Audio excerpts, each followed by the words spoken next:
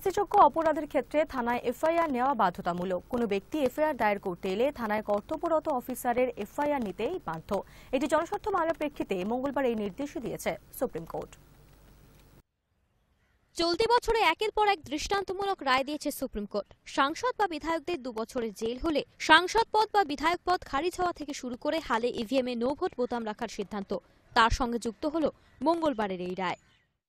জামিন অযোগ্য অপরাধের ক্ষেত্রে পুলিশের দ্রুত এফআইআর নেওয়া বাধ্যতামূলক। কোনো পুলিশ অফিসার তার নাম মানলে কড়া ব্যবস্থা নেওয়ার নির্দেশ দিয়েছে সর্বোচ্চ আদালত। সুপ্রিম কোর্ট আরও জানিয়েছে, বৈবাহিক সম্পর্ক, জমি জায়গা সংক্রান্ত বিবাদ অথবা দুর্নীতি সংক্রান্ত অভিযোগে এফআইআর নেওয়ার আগে পুলিশকে প্রাথমিক তদন্ত করতে হবে। তারপর এফআইআর নথিবদ্ধ করতে হবে। 7 দিনের মধ্যে তদন্ত শেষ করতে হবে বলেও জানিয়েছে সর্বোচ্চ আদালত। উপযুক্ত তথ্য প্রমাণ ছাড়া কাউকে গ্রেফতার করতে পারবে না পুলিশ। 2008 সালে উত্তরপ্রদেশের এক বাসিন্দা তার 6 বছরের ছেলের অপহরণের ঘটনায় স্থানীয় থানায় এফআইআর করতে গিয়েছিলেন। দায়িত্বপ্রাপ্ত পুলিশ অফিসার ঘুষের বিনিময়ে এফআইআর নিতে চেয়েছিলেন বলে অভিযোগ। তার জেরে দায়ের হওয়া জনস্বার্থ মামলার প্রেক্ষিতে এই রায় দিয়েছে supreme court. Hi news network.